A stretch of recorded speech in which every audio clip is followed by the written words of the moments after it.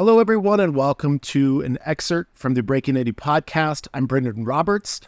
This interview with Ari Aster is taken from episode 12. So if you're curious and you'd like to hear more about the Eddington premiere and Truth or Consequences and more about A24, please check out the full episode. Also, if you like what you hear, please like and subscribe. That little bit of support goes a long way for us. We really could use your help. So please subscribe to our podcast. And also, if you're listening on Spotify, Apple Music, I encourage you to come to our YouTube channel. We put in a lot of effort to bring a visual component to this show. So please come check out the video on our YouTube page at Breaking Indie. But I know you guys are here for our interview with Ari Aster, so I will delay you no further. Please enjoy.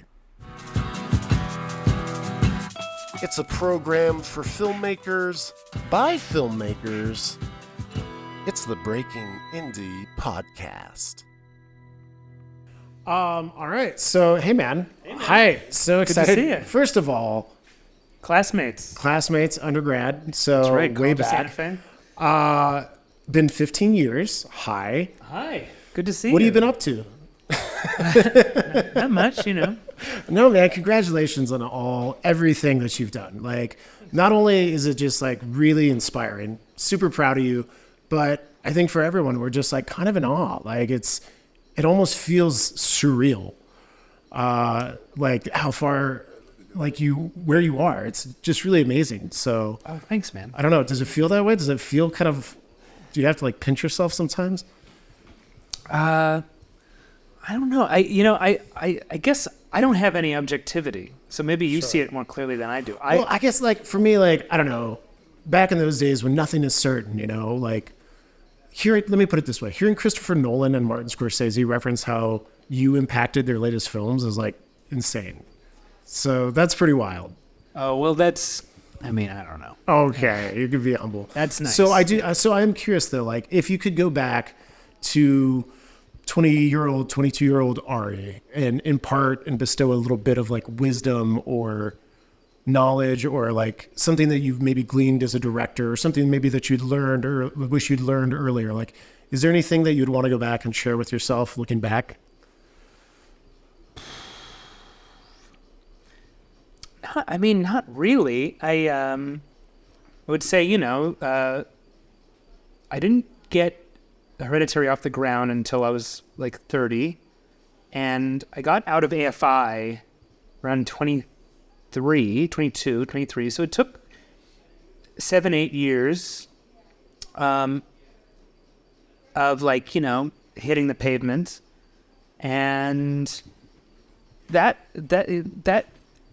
was tough and like frustrating because I was kind of just always trying, but I would say what I found shocking was how quickly things move once they move.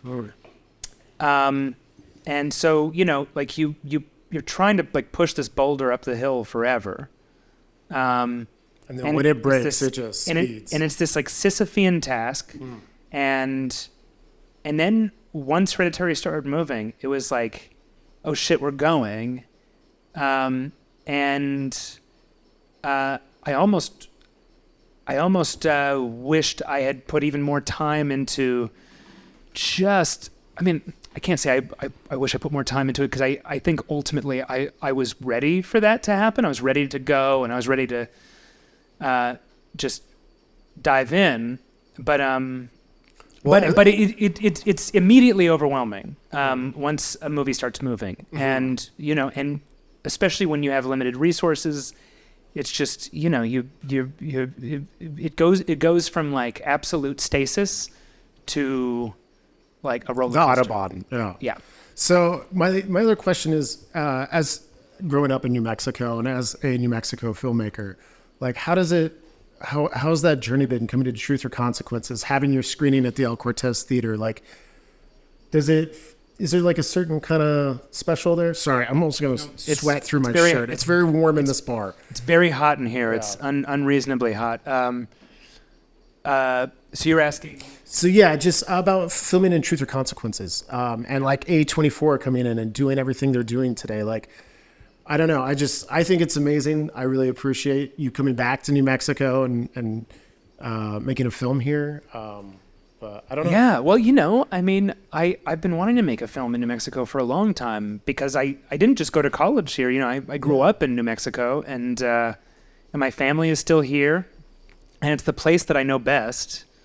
And so I was really excited to finally be doing it. And I found that, by the end of it, I didn't jam in enough. Like there's more I want to do here.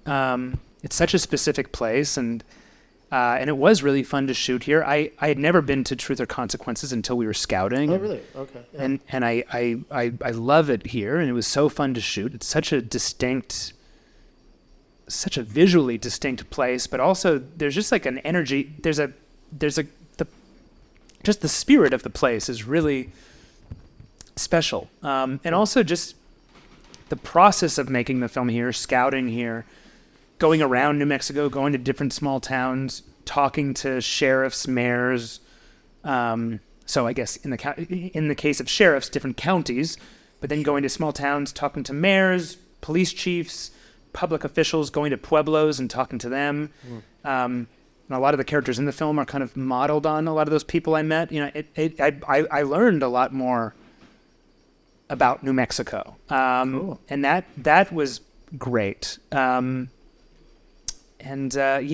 no, it was a pleasure, and it was important to me that we do bring it back here and screen the film for the crew and especially the residents of Truth or Consequences, because they were so hospitable to us and they really gave us their town in a really generous way. We were firing machine guns like all night. Oh, I've heard. I've heard from a few locals. They're like, it was cool at first until at 2 a.m. you have heavy artillery firing in your back window. But yeah, you know what? Those were the last 2 days. I think it's going to look awesome. So worth it. Absolutely. No, thanks, man. My last question. And again, I'm going to sweat through my shirt. It's embarrassing. Me too. Last question. I know, I think our old friend Robert Powell actually was the one who made me realize this. Yeah, Bobby. Shout out. Hey. He's like, Ari's films always feel like a fever dream. And I was like, oh my God, that nails it in my mind. Yeah. I like that. Do you ever find that your writing is impacted by your dreams? Yeah. I mean, I do have a problem with nightmares. I have a lot of nightmares. But I don't know. I guess what I would say is ever since I was a kid, I like a movie that goes off the rails. Like if I ever read a review that, of a film that said like at the end, the film just loses its mind. It's a total left turn. Yeah. That always got me really excited. Like I remember I was so excited to see Fat Girl because I heard that the ending was so crazy. And I remember I was so excited about Straw Dogs because I heard about the climax of Straw Dogs. And so, I think it's just, I like a movie that, keeps you guessing. yeah. And that has like a meaty climax. I guess that's kind of a bad image, but seems appropriate. Yeah. I guess that maybe that's apt for Beau is Afraid. Because because he comes a lot. Right. Anyway, I digress. Yeah. But cool. Well, Ari, I'm not sure if that answers your question about fever dreams, but but yes, that sounds right. I like that. We'll go with that. Great. We'll go with that. Well, this has been a dream. So thank you for taking some time here on the Breaking Indie podcast. I'm Brendan Roberts. As we all know, this is Ari Aster. And congratulations again, man. Thanks, Brendan. Great to see you again, man. It's been a long time. It has. Yeah. Cheers. Man, blast from the past. Yeah. Well, thank you all so much for tuning in. This is Brendan Roberts with the Breaking Indie podcast. Again, please like, subscribe, share, all those things. Tell your neighbors, tell your friends. Don't talk to strangers, though. That can be dangerous. I don't know. Do whatever you want. You're a grown adult, probably. Well, until then, special thanks to A24 for having us at your special premiere in Truth or Consequences. And like, subscribe, share, tell your friends. Did I already say that part? I think I did. Oh, boy. All right. Well, we'll see you on the next one. Deuces. This podcast is brought to you by brwdigital.com, a video production company based in Santa Fe, servicing the needs of businesses and content creators worldwide.